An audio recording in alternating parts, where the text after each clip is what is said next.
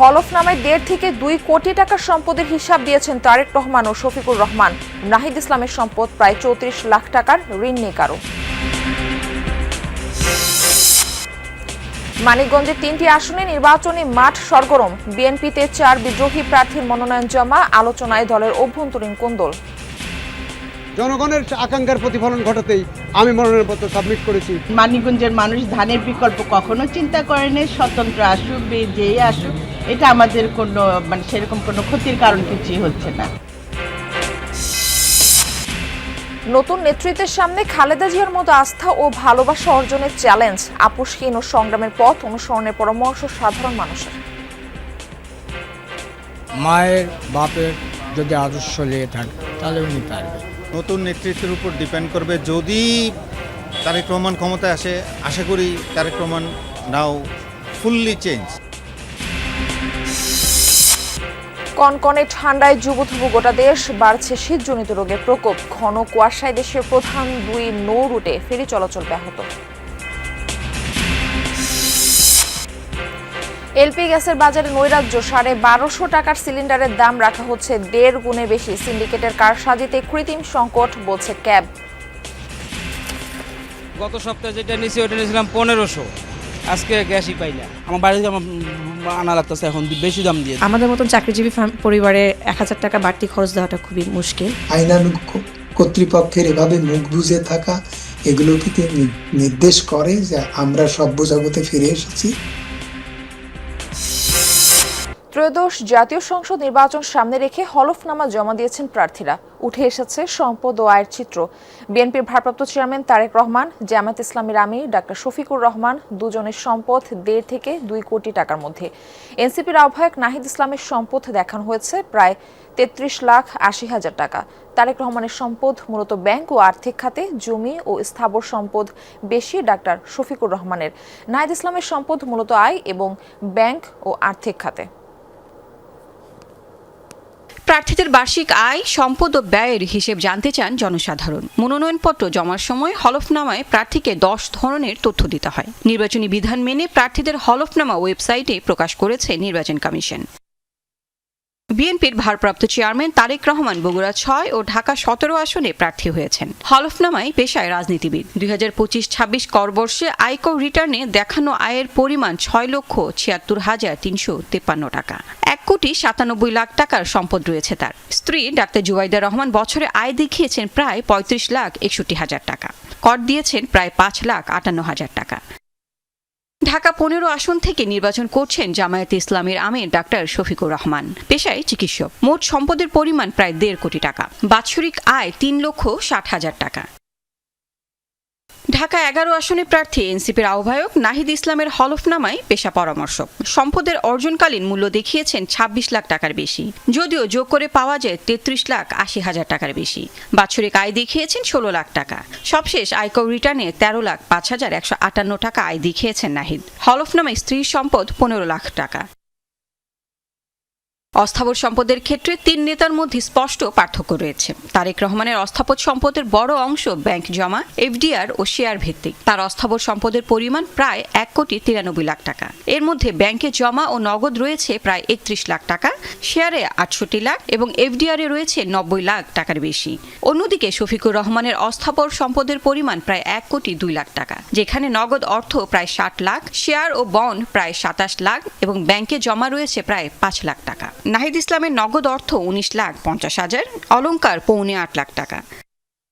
তারেক রহমানের নামে রয়েছে 2 একরের বেশি অকৃষি জমি, যার অর্জনকালীন মূল্য প্রায় 3,45,000 টাকা। পাশাপাশি উপহার পাওয়া জমির উল্লেখ থাকলেও তার মূল্য নির্ধারিত হয়নি।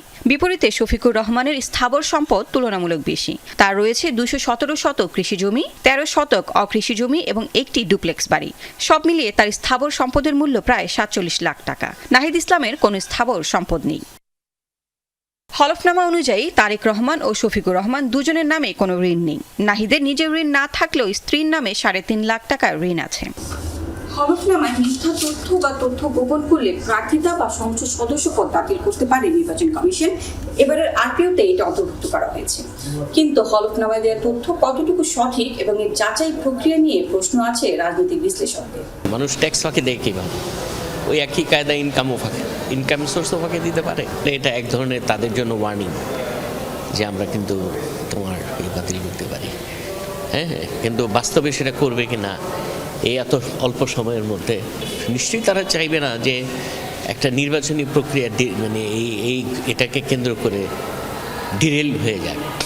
রিটার্নিং কর্মকর্তা মনোনয়নপত্র বাছাইয়ের সময় হলফনামার তথ্য যাচাই করেন, যদিও এই সময়কে যথেষ্ট মনে করেন না বিশ্লেষকরা। Lovely Bithi, Jamuna News, Dhaka. আজ ত্রয়োদশ জাতীয় সংসদ নির্বাচনের মনোনয়নপত্র যাচাই বাছাইয়ের পঞ্চম দিন। আগামীকাল পর্যন্ত চলবে এই কার্যক্রম। শুক্রবার ছুটির দিনেও এই কার্যক্রমে ব্যস্ত সময় পার করছে নির্বাচন কমিশন। এবারে নির্বাচনে 51টি রাজনৈতিক দল এবং স্বতন্ত্র প্রার্থীদের মোট 2569টি মনোনয়নপত্র জমা পড়েছে। যাচাই বাছাইয়ে এসব মনোনয়নপত্র বাতিল হবে 5 থেকে 9 জানুয়ারি পর্যন্ত। ইসিতে আপিল করার সুযোগ পাবেন সেসব প্রার্থীরা। আপিল নিষ্পত্তির পর চূড়ান্ত প্রার্থী তালিকা প্রকাশ করবে নির্বাচন কমিশন। 20 জানুয়ারি পর্যন্ত প্রার্থিতা প্রত্যাহারের সুযোগ পাওয়া যাবে। এরপর প্রতীক বরাদ্দ এবং আনুষ্ঠানিক প্রচারণা। শুক্রবার কক্সবাজার 1 আসনে সালাউদ্দিন আহমদের মনোনয়নপত্র বৈধ ঘোষণা করা হয়। এদিকে বগুড়া 2 আসনে মাহমুদুর রহমান মান্নার মনোনয়নপত্র বাতিল ঘোষণা করেছে ইসি। ত্রয়োদশ জাতীয় সংসদ নির্বাচন সামনে রেখে মানিকগঞ্জের 3টি আসনে নির্বাচনী মাঠ সরগরম। তবে প্রতিদ্বন্দ্বিতার পাশাপাশি আলোচনায় বিএনপির অভ্যন্তরীণ কোন্দল। দলীয় প্রার্থী থাকা সত্ত্বেও স্বতন্ত্র প্রার্থী হিসেবে মনোনয়ন জমা দিয়েছেন বিএনপির 4 নেতা, যা নতুনভাবে দলীয় ঐক্য নিয়ে তুলেছে প্রশ্ন। দরজায় কড়া নাড়ছে নির্বাচন, চলছে মনোনয়নপত্র যাচাই বাছাই। নেতৃত্বের লড়াইয়ে দলীয় মনোনয়ন বঞ্চিত অনেকেই প্রার্থী হয়েছেন স্বতন্ত্রভাবে। মানিকগঞ্জের 3টি আসনেই বিএনপির দলীয় প্রার্থী আছে, তবে স্বতন্ত্র হিসেবে নির্বাচন করতে চান দলেরই 4 নেতা। দলীয় সিদ্ধান্ত উপেক্ষা করে তারা মনোনয়ন জমা দেওয়ায় অস্বস্তি আর উদ্বেগে তৃণমূল। দলীয় সূত্র বলছে, দীর্ঘদিনের রাজনৈতিক প্রতিযোগিতা, ব্যক্তিগত প্রভাব আর নেতৃত্বের দ্বন্দ্ব থেকেই স্বতন্ত্র প্রার্থিতা।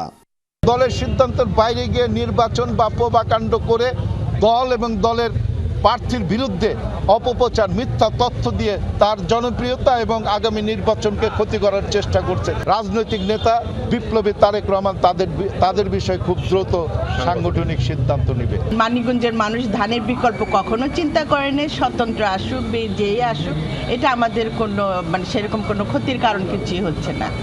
তবে স্বতন্ত্র প্রার্থীদের দাবি, স্থানীয় নেতাকর্মী আর ভোটারদের চাপেই নির্বাচনে অংশ নিচ্ছেন তারা। জনগণের মতামত চাহিদা সাপেক্ষে দলীয় মনোনয়ন যেটি ঘোষণা হয়েছে সেটি পুনর্বিবেচনার জন্য বিনীতভাবে আহ্বান করছি। দলের স্বার্থেই, জনগণের আকাঙ্ক্ষার প্রতিফলন ঘটাতেই আমি মনোনয়নপত্র সাবমিট করেছি। আশা করি আমার মনোনয়ন টিকবে ইনশাল্লাহ। জনগণের মুখে আমি হাসি ফোটাবো ইনশাল্লাহ। দলীয় ঐক্য ধরে রাখতে শেষ পর্যন্ত হস্তক্ষেপ করবে কেন্দ্র, মনে করেন তৃণমূলের নেতাকর্মীরা। নীতি নির্ধারক বা আমাদের কেন্দ্রীয়ভাবে আমার মনে হয় যদি তারা এই বিষয়টা একটু হস্তক্ষেপ করে, তাহলে সাধারণ ভোটার এবং কর্মীদের ভিতরে এই ধরনের সমস্যা থাকতে পারে না। 3টা প্রার্থী বা 4টা প্রার্থী যদি দ্বারা হয়, তাহলে আমরা নিজেরা কনফিউজ হয়ে যাবো কারে থেকে কারে ভোটটা দিব। দলীয় একাধিক প্রার্থী মাঠে থাকলে ভোট ভাগাভাগির পাশাপাশি দেখা দেয় বিভেদ, বিভক্তি। মত এই বিশ্লেষকের। দলের হাইকমান্ড যখন একটা সিলেক্ট করে তারপরেও বিদ্রোহী হয়ে দাঁড়ানো, এটা হইতেছে দলীয় শৃঙ্খলা ভঙ্গ। এটা হওয়া উচিত না।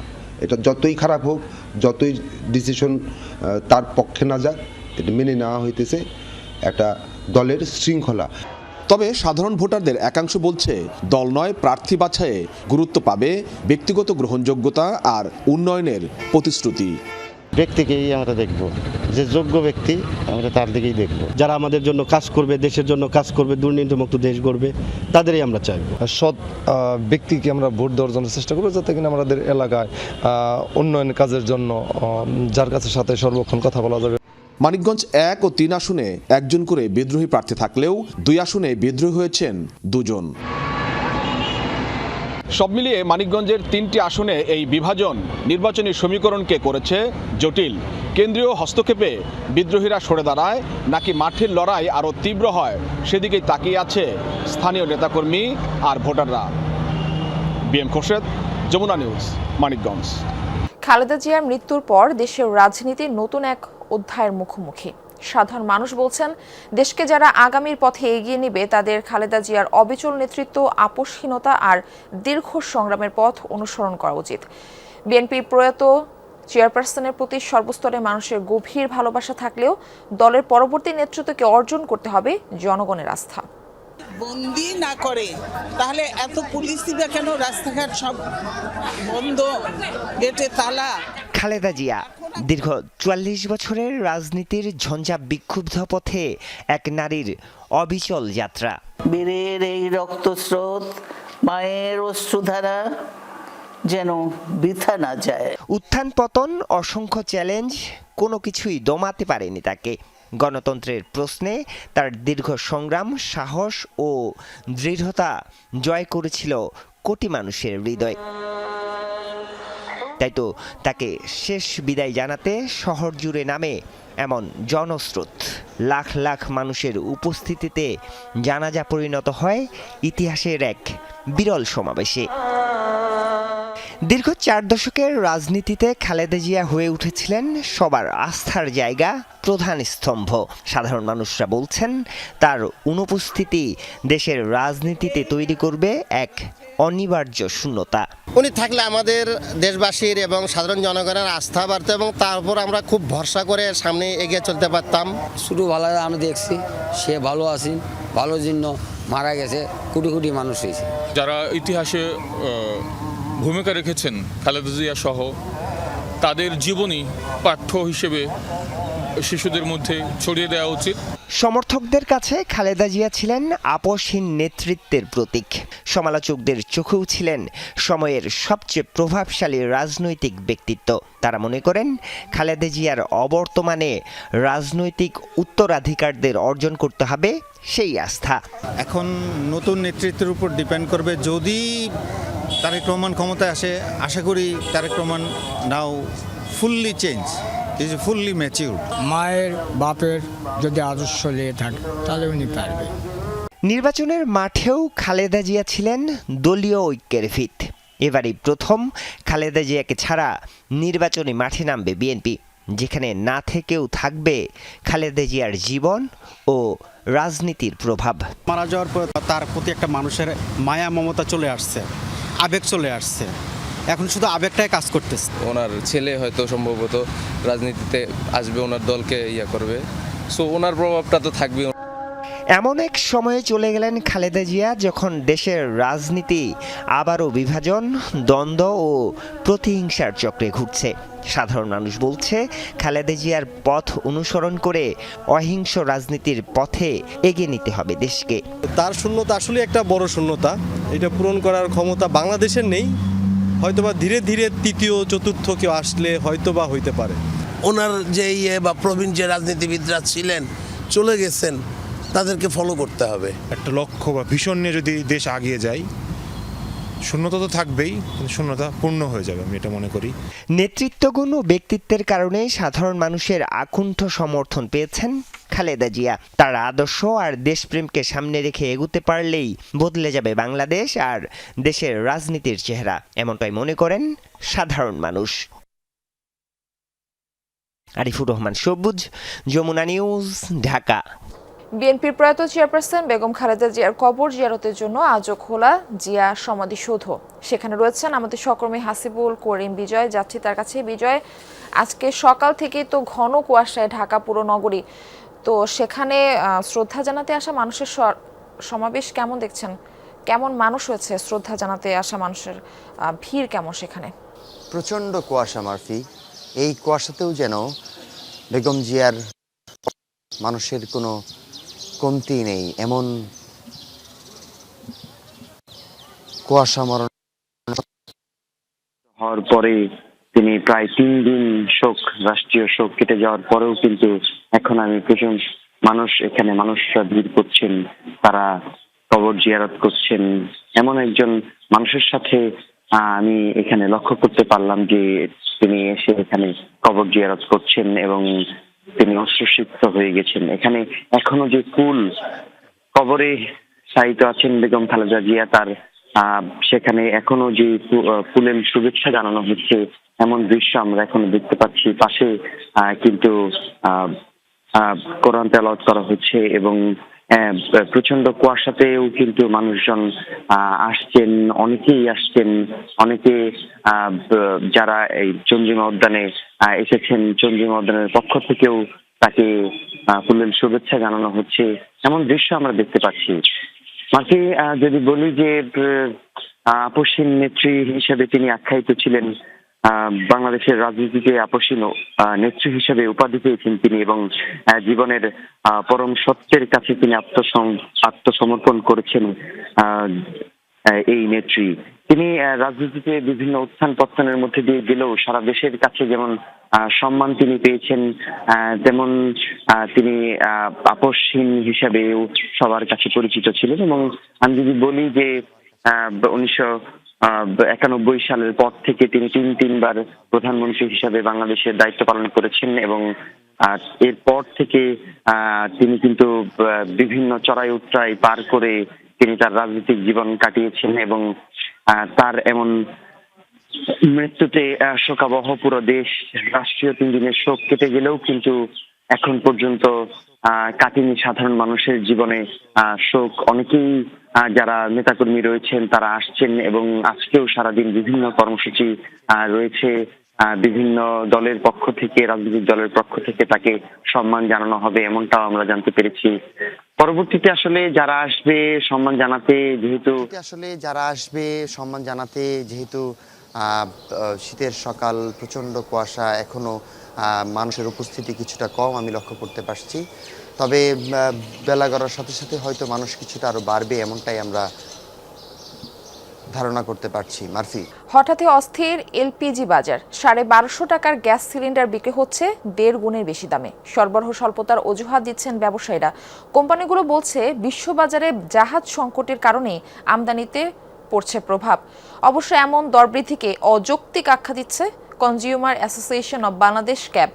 অভিযোগ, সরকারের নিষ্ক্রিয়তার সুযোগে বাজারে অস্থিতিশীল করছে সিন্ডিকেট। মিরপুরের বাসিন্দা শাবনুর আক্তার কলি গেল মাসের শুরুতেও 12 কেজির এলপি গ্যাস সিলিন্ডার কিনেছিলেন 1450 টাকায়। নতুন বছর শুরুতে সেই একই সিলিন্ডার কিনতে গিয়ে চক্ষু চরক গাছ। সংকটের অজুহাতে দাম হাঁকা হচ্ছে 2000 টাকা। একে তো বলছে সিলিন্ডার নাই, তারপর 2000 টাকা দাম। তো আমাদের যেমন বড় পরিবার, আমাদের মাসে 2টো করে সিলিন্ডার লাগে। যেহেতু দামটা 500 টাকা 550 টাকার মতন বেড়ে গেছে, তো মাসে প্রায় 1000-1100 টাকা বাড়তি খরচ। তো আমাদের মতন চাকরিজীবী পরিবারে 1000 টাকা বাড়তি খরচ দেওয়াটা খুবই মুশকিল। নগরবাসীর দুশ্চিন্তার তালিকায় নতুন নাম এখন এলপিজির দাম। বাংলাদেশ এনার্জি রেগুলেটরি কমিশন বিইআরসির নির্ধারিত দামে 12 কেজির একটি সিলিন্ডার হওয়ার কথা 1253 টাকা, অথচ সেই দামে মিলছে না কোথাও। স্থানভেদে বিকোচ্ছে 1800 থেকে 2100 টাকা পর্যন্ত। দেশে এলপিজির 80% ব্যবহার হয় গৃহস্থালির কাজে, তাই হুট করে সিলিন্ডার প্রতি 5 থেকে 800 টাকা বৃদ্ধিতে বিপাকে সাধারণ মানুষ। যে বোতলটা এই মাসে পহেলা জ্বালাইছি ওইটা কিনছিলাম 1300, পরে গত সপ্তাহে যেটা নিয়েছি ওইটা নিয়েছিলাম 1500। আজকে গ্যাসই পাই না। বাইরে থেকে বোতল নিয়ে আমার বাড়ি থেকে আনা লাগতেছে এখন বেশি দাম দিয়ে। 2000 টাকা গ্যাস চাচ্ছে আমার কাছে এখন। ভোক্তারা বলছেন 4 জানুয়ারি বিইআরসির নতুন দাম নির্ধারণের কথা, তার আগেই এই অস্বাভাবিক দাম বৃদ্ধি। ডিস্ট্রিবিউটরদের দাবি কোম্পানি থেকে বাড়ানো হয়েছে দাম, তার উপর চাহিদা মাফিক সিলিন্ডার পাওয়া যাচ্ছে না। কোম্পানি থেকে কিছুটা বাড়াইছে, ধরেন আগে এই রানিং মাসে 3বার দাম বাড়াইছে। গ্যাস তো দেয়ই না, ওনারা কিছু পায় মনে হয় ওনারাই বেশি দামে বিক্রি করে, রাস্তায় বেশি দামে বিক্রি করে দিয়ে দেয়। আমদানিকারক প্রতিষ্ঠানগুলোর দাবি জাহাজ সংকটে বড় প্রভাব পড়ছে এই খাতে। তার উপর সম্প্রতি এলপিজি পরিবাহী বেশ কিছু জাহাজ যুক্তরাষ্ট্রের নিষেধাজ্ঞায় পড়ায় বিশ্ববাজারে পরিবহন খরচ বেড়েছে। সাপ্লাই এবং ডিমান্ডের মধ্যে একটা ডিফারেন্স হয়ে গেছে, যার জন্যই মার্কেট প্রাইসটা বেড়ে গেছে। যেন রেগুলার যারা দিত এই ধরনের দুই একজন ট্রেডার এবং জাহাজ স্যাংশনের আওতায় আসাতে সাপ্লাইটা হঠাৎ করে কমে গেছে। ক্যাব বলছে সিন্ডিকেটের কবলে পড়েছে এলপিজি খাত। এই অরাজকতার জন্য সরকারের নিষ্ক্রিয়তাকে দায়ী করছে সংগঠনটি। বিআরসি দরজা বন্ধ করে এলপিজি ব্যবসায়ীদের প্রতিনিধি নিয়ে মূল্য নির্ধারণ করে। এই পরিণতি তো এরকম হবেই। আজকে তেলের মূল্য এভাবে নির্ধারণ করা, আইনানুগ কর্তৃপক্ষের এভাবে মুখ বুজে থাকা, এগুলো কি নির্দেশ করে যে আমরা সভ্য জগতে ফিরে এসেছি? এলপিজি ব্যবসায়ীদের তথ্য মতে প্রতি মাসে গড়ে 1,30,000 টন এলপিজি আমদানি করা হয়। হুমায়ুন রশিদ, যমুনা নিউজ, ঢাকা। রাজধানীর মহাখালী বাস টার্মিনাল এলাকায় শুক্রবার মধ্যরাতে অবৈধ বিলবোর্ড অপসারণে অভিযান চালিয়েছে ঢাকা উত্তর সিটি কর্পোরেশন। ডিএনসিসি জানিয়েছে, নির্বাচনী আচরণবিধি লঙ্ঘন করে লাগানো পোস্টার ও বিলবোর্ড সহ সব ধরনের অবৈধ স্থাপনা পর্যায়ক্রমে সরিয়ে ফেলা হবে। নির্বাহী ম্যাজিস্ট্রেটের নেতৃত্বে চলে এই কার্যক্রম। সাংবাদিকদের প্রশ্নের জবাবে তিনি জানান, মহাখালী এলাকায় যত্রতত্র বাস পার্কিংয়ের কারণে যানজট সৃষ্টি হয়, যা নিরসনে দৃশ্যমান পদক্ষেপ নেবে সিটি কর্পোরেশন। পর্যায়ক্রমে সব অবৈধ বিলবোর্ড অপসারণ করা হবে বলেও জানান তিনি। বিধি অনুযায়ী করা হয়েছে জরিমানাও। বিলবোর্ডগুলো যারা দেয় তারা অবৈধভাবে দেয় এবং আমরা তাদেরকে ট্রেস করার চেষ্টা করলেও ওদেরকে সামনে আনা যায় না। চেষ্টা করি আমরা, তারপরেও যখন পাওয়া যায় না, এখন আমরা এই পর্যায়ে চলে আসছি যে আমরা এগুলো কেটে নিজেদের মতো করে আমরা সরিয়ে নিব। শরীফ ওসমান হাদির হত্যাকাণ্ডের বিচারের দাবিতে আজ থেকে 6 জানুয়ারি পর্যন্ত মার্চ ফর ইনসাফ কর্মসূচি পালন করবে ইনকিলাব মঞ্চ। শুক্রবার বাদ জুমা বিক্ষোভ মিছিল নিয়ে শাহবাগে অবস্থান নেয় ইনকিলাব মঞ্চ। সে কর্মসূচিতে ঘোষণা দেন ইনকিলাব মঞ্চের সদস্য সচিব আব্দুল্লাহ আল জাবের। জানান, সরকার, রাজনৈতিক দল ও দেশের প্রত্যন্ত অঞ্চলে মানুষের কাছে যাবেন সংগঠনটির সদস্যরা। বিচার নিশ্চিতে সহযোগিতা চাইবেন তারা। একই সাথে 7 জানুয়ারির মধ্যে হাদির খুনি এবং হত্যাকাণ্ডের সঙ্গে জড়িতদের চিহ্নিত করে অভিযোগপত্র দাখিলের দাবিও তুলেছেন তারা, নতুবা চূড়ান্ত আন্দোলনের হুঁশিয়ারি দিয়েছে সংগঠনটি।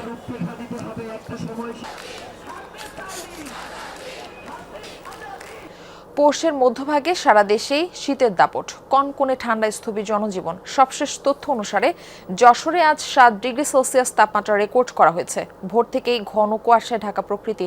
দৃষ্টিসীমা কমে আসায় সড়ক মহাসড়কে হেডলাইট জ্বালিয়ে চলাচল করছে যানবাহন। তীব্র শীতে জরুরি প্রয়োজন ছাড়া বের হচ্ছে না মানুষ। বিপাকে পড়েছেন খেটে খাওয়া মানুষ। গরম কাপড়ের অভাবে কষ্টে দিন কাটছে দরিদ্র ও ছিন্নমূল মানুষের। সরকারি ও বেসরকারি উদ্যোগে শীতবস্ত্র বিতরণ করা হলেও তা অপর্যাপ্ত। শীতের সাথে পাল্লা দিয়ে বাড়ছে ঠান্ডাজনিত রোগের প্রকোপ। আক্রান্তদের বেশিরভাগই শিশু বয়স্ক। ঘন কুয়াশায় প্রধান 2 নৌ রুটে ফেরি চলাচল ব্যাহত। তাছাড়া শুক্রবার শাহজালাল আন্তর্জাতিক বিমানবন্দরেও ঘটেছে শিডিউল বিপর্যয়। অন্তত 9টি ফ্লাইটকে চট্টগ্রাম, কলকাতা ও ব্যাংককে ডাইভার্ট করা হয়।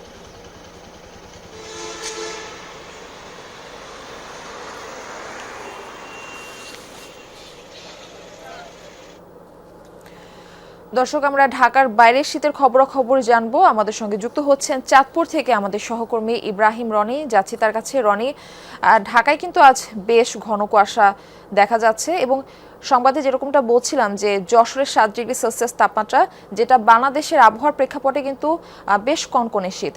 তো চাঁদপুরের অবস্থা কেমন দেখছেন? সেখানে শীতের প্রকোপ কেমন? শীতজনিত রোগবালাই কেমন দেখা যাচ্ছে হাসপাতালগুলোতে? হাসপাতালের চিত্রটা আমাদেরকে জানাবেন। করে শীতের সাথে ঘন কুয়াশা চলছে। আসলে আমি এই মুহূর্তে আছি চাঁদপুরের ডাকাতিয়া নদীর পাড়ে, যেখানে দেখা যাচ্ছে অত্যন্ত ঘন কুয়াশা। এই ঘন কুয়াশার কারণে কিন্তু ঢাকা চাঁদপুর নৌ রুটে রাত 12:30 থেকে কিন্তু লঞ্চ চলাচল বন্ধ রয়েছে। চাঁদপুর শরীয়তপুর নৌ রুটে ফেরি চলাচল বন্ধ রয়েছে রাত 11টা থেকে। ঘন কুয়াশার কারণে এই নৌযান চলাচল বন্ধ রয়েছে। এই কারণে কিন্তু চাঁদপুর শরীয়তপুর নৌ রুটের দুপারে অর্থাৎ মেঘনা নদীর দুপারে কিন্তু শতাধিক যানবাহন আটকা পড়েছে। আর লঞ্চ যাত্রীদের দুর্ভোগ, এই লঞ্চ চলাচল বন্ধ থাকার কারণে দুর্ভোগ অনেকটাই বেড়েছে। আর এই যে যেটা বলছিলেন, আসলে এই তীব্র শীতের কারণে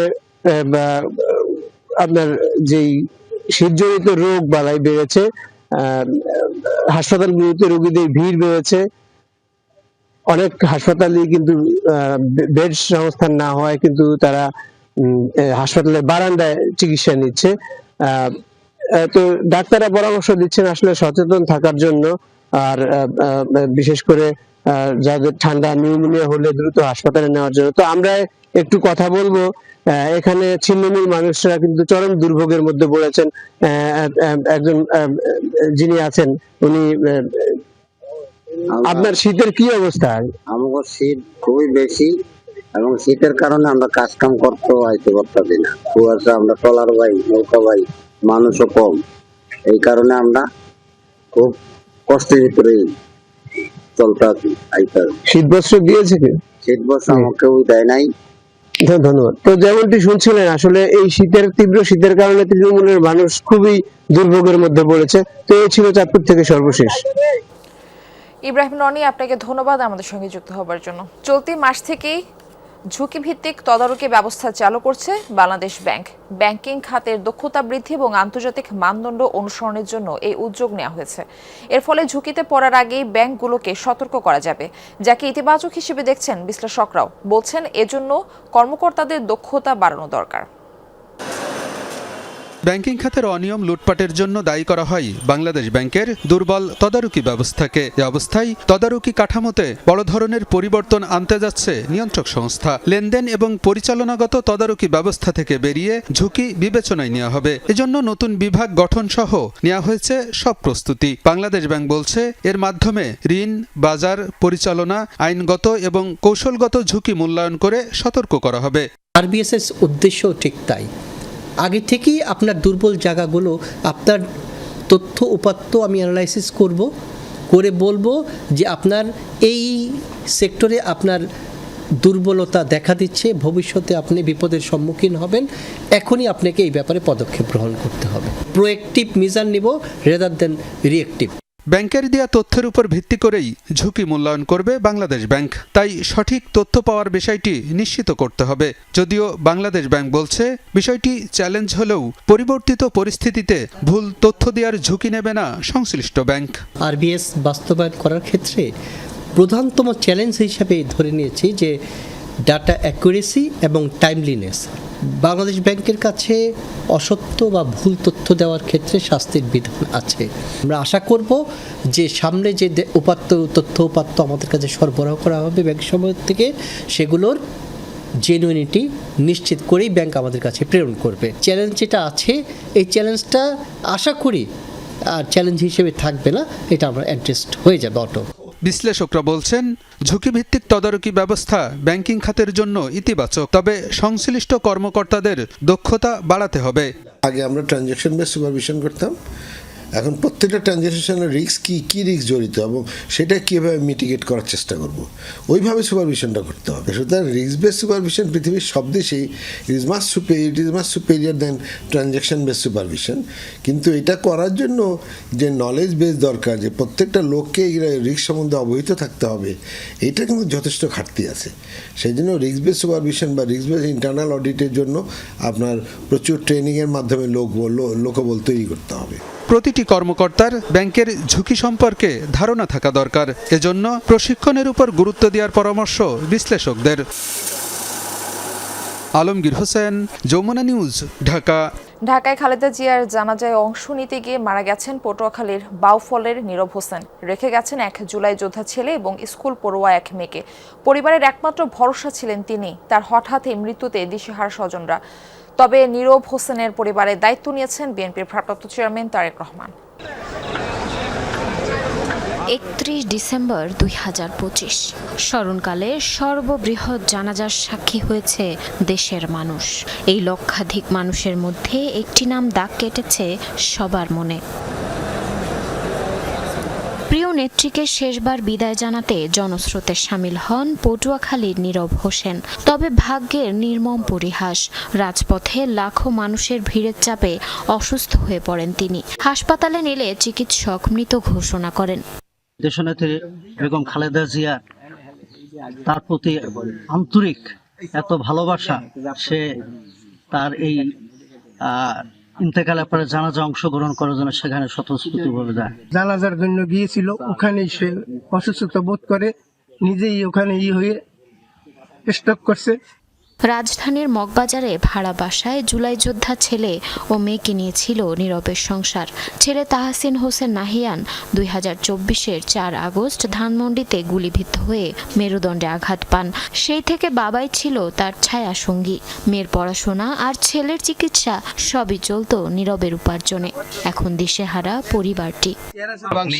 অসহায় এই পরিবারটাকে দেখার মতো এখন কেউ নাই। এখন এই পরিবারটার তো অবস্থা তো একেবারে ব্যক্তিগতভাবে দুরবস্থা।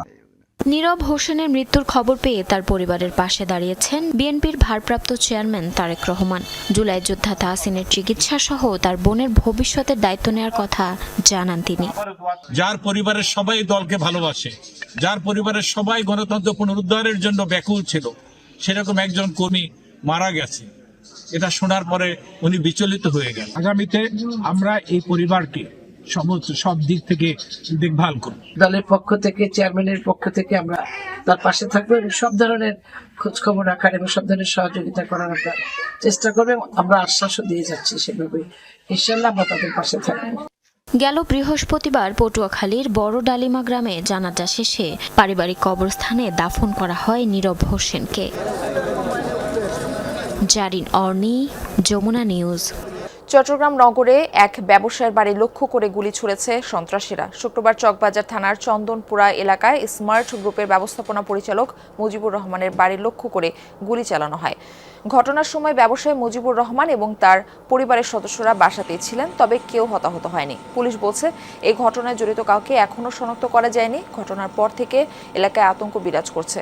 মুজিবুর রহমান 2024 সালের নির্বাচনে চট্টগ্রামের বাঁশখালী থেকে আওয়ামী লীগের সংসদ সদস্য নির্বাচিত হন। মুজিবুর রহমানের পোশাক, টেক্সটাইল, রিয়েল এস্টেট ও জ্বালানি খাতে বিনিয়োগ রয়েছে। জয়পুরহাটে দিনকে দিন বাড়ছে জলাতঙ্কে আক্রান্ত রোগীর সংখ্যা, কিন্তু সরকারি হাসপাতালে বন্ধ ভ্যাকসিন সরবরাহ। ওষুধের দোকানগুলোয় সময় মতো পাওয়া যাচ্ছে না ভ্যাকসিন। একটি টিকার জন্য খরচ করতে হচ্ছে 500 টাকা। সেবা না নিয়ে ফিরে যেতে হয় অনেককে। এতে দুর্ভোগে পড়েছেন সাধারণ মানুষ। কবে ভ্যাকসিন সরবরাহ স্বাভাবিক হবে সে ব্যাপারেও নিশ্চিত নয় হাসপাতাল কর্তৃপক্ষ। যেখানে বিনামূল্যে পাওয়ার কথা সেখানে বন্ধ সরকারি ভ্যাকসিন সরবরাহ। জলাতঙ্কে আক্রান্ত জোসনা বেগম হাসপাতালে এসে দেখেন এমন চিত্র। অর্থের অভাবে টিকা না পেয়ে নিজের দুর্দশার কথা বলছেন তিনি। কুত্তে আসে আমাকে করে একবার হামকি দেখে শাড়ি টাড়ি চিরে কামড় খেলো বা আমার কাছে টাকা নাই, পয়সা নাই, আমি এখন কুটে কি করবো বা ও তিনি আমি খালি কানতে কানতে জয়পুরহাট ম্যাচের গাড়ি চেড়ে চেড়ে আইছি। হাসপাতালে টিকা এখন নাই বলে তা আমার কিনিলে করা লাগবে বা আসে যায় না, দেখে টিকা নাই। সে বেলা 4টা পর্যন্ত বসে থাকে, টিকা পেলাম না, বাইরেও নাই, কিনে নাই। তারপরে বগুড়া থেকে আমার ছেলে নিয়ে আসলো, নিয়ে আসে আবার এখান থেকে আবার দিয়ে নিয়ে গেছি। জয়পুরহাট 250 শয্যার জেনারেল হাসপাতালের জলাতঙ্ক ইউনিটে রোগীদের এমন ভিড় নিয়মিত চিত্র। জেলায় আক্রান্তের হার বাড়লেও নেই পর্যাপ্ত ভ্যাকসিন। জলাতঙ্ক নিরাময়ে একজন রোগীকে টিকা নিতে হয় 3 বার, এক একটির দাম 500 টাকা। উপায় না থাকায় কয়েকজন মিলে কিনছেন একটি ভ্যাকসিন। বাচ্চা খেতে যখন টিকা দিতে হবে আমার, এই জন্য আমি দোকান থেকে কিনে আনলাম, কিনে আনে টিকা আমি দিলাম এখানে। তাহলে সরকারি হাসপাতালে আসি যখন টিকার জন্য না পাই তখন কোথায় যাবো? শুধু হাসপাতালে নয়, মিলছে না ফার্মেসিগুলোতেও। এতে দুশ্চিন্তায় রোগী ও স্বজনরা। কবে নাগাদ সরকারি ভ্যাকসিন পাওয়া যাবে সে বিষয়েও নিশ্চিত নয় হাসপাতাল কর্তৃপক্ষ। এই বাড়িতে পোষা কুকুর বিড়াল, হ্যাঁ, এদের আঁচড়ে এবং এদের কামড়ে রোগী বেশি। হ্যাঁ, এক এক ফ্যামিলি থেকে কখনো কখনো 10 জন 12 জন করে আসতেছে। তো 1 মাস থেকে সরকারি সাপ্লাই বন্ধ, আমরা পাচ্ছি না জন্য হ্যাঁ যে রোগীগুলো আসতেছে তাদেরকে বাইরে থেকে নিতে হচ্ছে। জেনারেল হাসপাতালে প্রতিদিন 200 রোগী আসেন জলাতঙ্কের ভ্যাকসিন নিতে। দ্রুত ভোগান্তির অবসান চায় ভুক্তভোগীরা। আব্দুল আলিম, যমুনা নিউজ, জয়পুরহাট। শীতে ভ্রমণ পিপাসুদের আনাগোনা বেড়েছে ভোলার তারোয়া সমুদ্র সৈকতে। প্রতিদিনই দূর দূরান্ত থেকে ছুটে আসছেন পর্যটকরা। সৈকতে সূর্যোদয়, সূর্যাস্ত আর প্রাকৃতিক সৌন্দর্য দেখে মুগ্ধ হচ্ছেন পর্যটকরা। বলছেন যাতায়াত ব্যবস্থা সহ বিভিন্ন দিক উন্নত হলে বাড়বে সমাগম। উত্তাল সমুদ্রের গর্জনে লুকিয়ে থাকে এক নীরব প্রশান্তি। প্রবল বেগে আছড়ে পড়া ঢেউ যেন ধুয়ে নিয়ে যায় সব অবসাদ। পর্যটকদের অন্যতম পছন্দ হয়ে উঠেছে ভোলার তারোয়া সমুদ্র সৈকত। ব্যস্ত জীবনের ক্লান্তি ভাসিয়ে দিতে ভ্রমণ পিপাসুরা ভিড় করছেন এই সৈকতে, আর ফিরে আসছেন একরাশ প্রশান্তি নিয়ে। এখানে আসলে প্রকৃতি অনেক সুন্দর, আসলে কোনো ক্রাউড নেই, পাখির কলকাকলি, আসলে ব্যাপারটা অনেক সুন্দর। আপনার সমুদ্রটা একদম নিরিবিলি। আমরা 2 দিনের সফরে এই তারোয়া দ্বীপে ঘুরতে আসছি। জায়গাটা অনেক সুন্দর, অনেক সুন্দর। মানে সবচেয়ে বেশি সুন্দর কি সবুজটা চোখের জন্য অনেক শান্তি। এরকম বিচ আর ম্যানগ্রোভ একসাথে থাকে, এই টাইপের জায়গা আছে কুয়াকাটাতে, আর আছে এটা। এখন কুয়াকাটা যেহেতু একটু ক্রাউডেড একটা ব্যাপার স্যাপার, তো এখানে আমরা একটু নিরিবিলি থাকতে এসেছি। চরফ্যাশন উপজেলার বঙ্গোপসাগরের মোহনায় গড়ে ওঠা তারুয়া সমুদ্র সৈকতে একই সাথে দেখা মিলবে ম্যানগ্রোভ বন, ঝাউবন, লাল কাঁকড়ার বিচরণের সাথে সূর্যোদয় আর সূর্যাস্ত, যে কোনো পর্যটককে মুগ্ধ করতে যা যথেষ্ট। তবে অঞ্চলটি এখনও পুরোপুরি পর্যটক বান্ধব হয়ে ওঠেনি। রাত্রিযাপনের জন্য ব্যক্তি মালিকানার একটি টিনশেড রিসোর্ট আর অর্ধশত তাঁবু ছাড়া নেই কোনো ব্যবস্থা। যোগাযোগ ব্যবস্থা এবং নিরাপত্তার বিষয়ে প্রশাসনের সুদৃষ্টি চান পর্যটকরা। আসার ব্যবস্থা খুব বেশি বলবো স্যাটিসফ্যাক্টরি না, আসতে অনেকবার চেঞ্জ করতে হয়। তারপর যখন সারাদিন কষ্ট করে এখানে আসি, ভালো জায়গাটা ভালো। হ্যাঁ, ঢালচর আসার পর থেকে যেটা খেয়াল করলাম, এখানে যে লোকাল যে রাস্তাঘাট এবং যে জিনিসগুলো ছিল ওইগুলো একটু আসলে খুব ভালো না অবস্থা। এই পর্যটন কেন্দ্রটি বিশেষ করে সরকারিভাবে অবহেলার শিকার। যদি সরকার এটাকে পর্যটন কেন্দ্র ঘোষণা করে এবং অবকাঠামোগত উন্নয়ন করে তাহলে পর্যটক আকর্ষণ করবে। প্রতি বছর নভেম্বর থেকে মার্চ মাস পর্যন্ত এই সৈকতে কয়েক হাজার ভ্রমণ পিপাসুর সমাগম হয়। তারুয়া সমুদ্র সৈকত পর্যটক বান্ধব করতে সরকারের পরিকল্পনা রয়েছে বলে জানালেন জেলা প্রশাসক।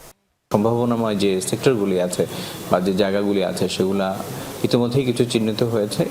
এর মধ্যে যেগুলি চিহ্নিত হয়নি সেগুলো আমরা চিহ্নিত করে সেখানে পর্যটনের প্রসার ঘটানোর জন্য আমরা উদ্যোগ গ্রহণ করব। ভোলার চরফ্যাশনের তারুয়া সমুদ্র সৈকতে যাওয়ার জন্য প্রতিদিন একটি লঞ্চ ও একটি স্পিড বোট যাতায়াত করে। সাবরিনা লিজা, যমুনা নিউজ। ওমানের রাজধানী মাস্কোটে সড়ক দুর্ঘটনায় প্রাণ হারিয়েছেন 4 বাংলাদেশি। শুক্রবার সকালে ঘোবরা এলাকায় হয় এই দুর্ঘটনা। নিহতদের 2 জনের বাড়ি কুমিল্লা, বাকি 2 জন ছিলেন কক্সবাজারের বাসিন্দা। নিহত 4 জনের মধ্যে জানা গেছে 2 জনের পরিচয়। তাদের একজন কক্সবাজারের উখিয়া উপজেলার প্রদীপ কুমার, অন্যজন হলেন রামু উপজেলার লোকমান হাকিম। নিহতদের এক প্রতিবেশী জানান, কাজ শেষ করে গাড়িতে করে বাড়ি ফিরছিলেন তারা। সে সময় অন্য একটি গাড়ির সাথে সংঘর্ষে জড়ায় তাদের বহনকারী যানটি। এটি হয় ভয়াবহ দুর্ঘটনা। তাদের উদ্ধার করে হাসপাতালে পাঠানো হলেও শেষ রক্ষা হয়নি। নিহতদের মরদেহ কুলা হাসপাতালের মর্গে রাখা হয়েছে। ওমানের বাংলাদেশ দূতাবাস জানিয়েছে, গুরুত্বের সাথে দেখা হচ্ছে বিষয়টি। আইনি প্রক্রিয়া শেষে দেশে পাঠানো হবে তাদের মরদেহ। ইরানের চলমান সরকার বিরোধী আন্দোলনের আগুনে ঘি ঢালছে যুক্তরাষ্ট্র ও ইসরায়েল। অভিযোগ, সামাজিক যোগাযোগ মাধ্যমে পোস্ট দিয়ে আন্দোলনকারীদের উস্কে দিচ্ছে গোয়েন্দা সংস্থা মোসাদ এবং প্রেসিডেন্ট ডোনাল্ড ট্রাম্প। আশঙ্কা, এবার তেহরানে হামলার ছক কষছে দেশগুলো। গেল রবিবার থেকে সরকার বিরোধী বিক্ষোভের আগুন জ্বলছে ইরানে। সেখানেও নাক গলালেন মার্কিন প্রেসিডেন্ট ডোনাল্ড ট্রাম্প। ব্যক্তিগত সামাজিক মাধ্যম ট্রুথ সোশ্যালে ইরানের সরকার বিরোধী বিক্ষোভকারীদের সরাসরি সহায়তার ঘোষণা দিয়েছেন মার্কিন প্রেসিডেন্ট। বিক্ষোভকারীদের উপর গুলি চালালে তাদের পক্ষে অবস্থান নেয়ার কথা জানান তিনি। চলমান বিক্ষোভের শুরুতে একই সুরে কথা বলেছে ইসরায়েলের গোয়েন্দা সংস্থা মোসাদও। বিক্ষোভকারীদের পাশে থাকার ঘোষণা দিয়ে সব ধরনের সহায়তার আশ্বাস দেয় তারা। যুক্তরাষ্ট্র ও মোসাদের এমন বার্তার তীব্র প্রতিবাদ জানিয়েছে ইরান। দেশটির নিরাপত্তা কাউন্সিলের সেক্রেটারি আলী লারিজনি শঙ্কা প্রকাশ করেন, যুক্তরাষ্ট্রের এমন ঘোষণায় আরও ছড়িয়ে পড়তে পারে বিশৃঙ্খলা। এদিকে খামেনির রাজনৈতিক উপদেষ্টা আলী শামখানি পাল্টা হুঁশিয়ারি দিয়ে বলেন, ইরানে হামলা হলে তার পরিণতি হবে ভয়াবহ। ইরানের ধৈর্যকে কোনোভাবেই দুর্বলতা ভাবা উচিত নয় জায়নবাদীদের। আমাদের অভ্যন্তরীণ অস্থিতিশীলতার সুযোগ নিয়ে জাতীয় অবকাঠামোগুলোতে টার্গেট করা তাদের জন্য অত্যন্ত বিপজ্জনক হতে পারে। এই দফায় আগ্রাসন হলে তার কঠিন পরিণতি ভোগ করতে হবে তেল আবিবকে। ট্রাম্পের জানা উচিত, ইরানের অভ্যন্তরীণ ইস্যুতে যুক্তরাষ্ট্রের ঘোষণায় এ অঞ্চল আরও অস্থিতিশীল হয়ে উঠতে পারে, যাতে যুক্তরাষ্ট্রের স্বার্থ বিনষ্ট হতে পারে। ট্রাম্পের এই হঠকারিতার বিরুদ্ধে মার্কিন নাগরিকদের প্রতিবাদ জানানো উচিত। নিজ দেশের সৈন্যদের নিরাপত্তার বিষয়টিও ভাবতে হবে মার্কিন নাগরিকদের। কাতার ভিত্তিক সংবাদ মাধ্যম আল জাজিরা সহ বেশ কিছু বার্তা সংস্থার তথ্য মতে, ইরানের সরকার বিরোধী বিক্ষোভকে উস্কে দিচ্ছে যুক্তরাষ্ট্র ও ইসরায়েল। অভ্যন্তরীণ অস্থিরতার সুযোগে ইরানের পারমাণবিক স্থাপনায় হামলার ছক আঁকছে দুই মিত্র। প্রতিবেদনে বলা হয়, ইরানের ইসলামী প্রজাতন্ত্রের পতন, ইসরায়েলের নিরাপত্তা নিশ্চিত ও মধ্যপ্রাচ্যে ইরানের প্রভাব কমাতে দীর্ঘমেয়াদী পরিকল্পনা নিয়ে এগুচ্ছে যুক্তরাষ্ট্র। ইরানের অভ্যন্তরীণ ইস্যুতে এর আগেও হস্তক্ষেপ করেছে যুক্তরাষ্ট্র। 2022 সালে হিজাব বিতর্কে ইরানের নারী কারাবন্দী মাশা আমিনির মৃত্যুতে দেশটির বিরুদ্ধে কঠোর অবস্থান নিয়েছিল যুক্তরাষ্ট্র। তাদের চাপে জাতিসংঘের commission on the status of women থেকে বহিষ্কার হয় ইরান। সাবরিনা নুসরাত, যমুনা নিউজ। সাকিব আল হাসানের অলরাউন্ড নৈপুণ্যে ILT20 ফাইনালে উঠেছে তার দল। MI Emirates. দ্বিতীয় কোয়ালিফায়ারে বল হাতে কিপটে বোলিংয়ের পর ব্যাট হাতে 24 বলে 38 রানের ইনিংসে আবুধাবি নাইট রাইডার্সকে 7 উইকেটে হারিয়েছে এমআই এমিরেটস। দুর্দান্ত পারফরম্যান্সে সাকিব জিতেছেন ম্যাচ সেরার পুরস্কার। ছোট প্রাণ, ছোট ব্যথা, ছোট ছোট দুঃখ কথা, নিতান্তই সহজ সরল সহস্র বিস্তৃতি রাশি প্রত্যহ যেতেছে ভাসি, তারই দু চারিটি অশ্রুজল। নাহি বর্ণনার ছটা ঘটনার ঘন ঘটা, নাহি তত্ত্ব নাহি উপদেশ, অন্তরের অতৃপ্তি রবে, সাঙ্গ করি মনে হবে শেষ হয়ে হইল না শেষ। রবীন্দ্রনাথ ঠাকুরের বিখ্যাত বর্ষাযাপন কবিতার কালজয়ী এই লাইনগুলো যেন এখন একেবারেই মিলে যায় সাকিব আল হাসানের সাথে। বাংলাদেশের ক্রিকেটের কিংবদন্তি সাকিব রাজনৈতিক পরিচয়ের কারণে জাতীয় দলের জার্সিতে বাংলাদেশ অধ্যায়ের সমাপ্তি করতে পারেননি। তবে সাম্প্রতিক সময়ে সাকিব আবারও বলেছেন দেশের মাটিতে আনুষ্ঠানিকভাবে ম্যাচ খেলে ক্রিকেট থেকে বিদায় নেবার স্বপ্নের কথা। তাই তো বলা, সাকিবের বাংলাদেশ অধ্যায় শেষ হয়ে যেন হইল না শেষ। আনুষ্ঠানিক বিদায়ের স্বপ্ন নিয়ে দেশের বাইরে ফেরিওয়ালার মতো ক্রিকেট খেলছেন সাকিব, আর কদিন পরপরই ফ্র্যাঞ্চাইজি লিগে সাকিব দেখাচ্ছেন ঝলক। চলমান আইএল টি20তে দ্বিতীয় কোয়ালিফায়ারে সাকিবের অলরাউন্ড নৈপুণ্যেই আবুধাবি নাইট রাইডার্সকে 7 উইকেটে হারিয়ে ফাইনালে জায়গা করে নিয়েছে তার দল এমআই এমিরেটস। শারজা ক্রিকেট স্টেডিয়ামে শুক্রবার রাতে আবুধাবি নাইটসদের দেয়া 221 রানের টার্গেট তাড়া করতে নেমে 36 রানেই 2 উইকেট হারিয়ে যখন কিছুটা চাপে দল, তখন ক্রিজে আসেন সাকিব। প্রথম বলেই সুনীল নারিনকে বাউন্ডারি হাঁকান তিনি। তৃতীয় উইকেটে ইংলিশ টম ব্যান্টনকে নিয়ে গড়েন 82 রানের জুটি, যেখানে সাকিবের অবদান 24 বলে 38 রান। ইনিংসটি 5টি বাউন্ডারি আর 1টি ছক্কায় সাজানো ছিল। দল যখন জয় থেকে মাত্র 3 রান দূরে, তখন সাকিব বাউন্ডারি হাঁকাতে গিয়ে আউট হলেও এমআই এমিরেটস ঠিকই 7 উইকেটের সহজ জয় পায় 23 বল হাতে রেখে। এর আগে বল হাতেও উজ্জ্বল ছিলেন সাকিব। প্রথম ওভারেই তার হাতে বল তুলে দেন অধিনায়ক পোলার্ড, যে ওভারে মাত্র 2 রান দেন সাকিব। এরপর মোট 4 ওভার বোলিং করে কোনো উইকেট না পেলেও ছিলেন কিপটে, দিয়েছেন মাত্র 20 রান। তাই তো ব্যান্টন 64 রানে অপরাজিত থাকলেও ম্যাচ সেরার পুরস্কার পান সাকিব। টি20তে 469 ম্যাচ খেলে 46তম বার ম্যাচ সেরা হলেন সাকিব। এই ফরম্যাটে বিশ্ব রেকর্ড 66 বার ম্যাচ সেরা হয়ে শীর্ষে আছেন ক্রিস গেইল, আর যৌথভাবে 48 বার ম্যাচ সেরা হয়ে 2 নম্বরে পোলার্ড ও ম্যাক্সওয়েল। 1 নম্বর হওয়াটা কঠিন হলেও দ্বিতীয় সেরা তো হতেই পারেন আমাদের সাকিব, তাই নয় কি? হাসানুর রহমান, যমুনা স্পোর্টস।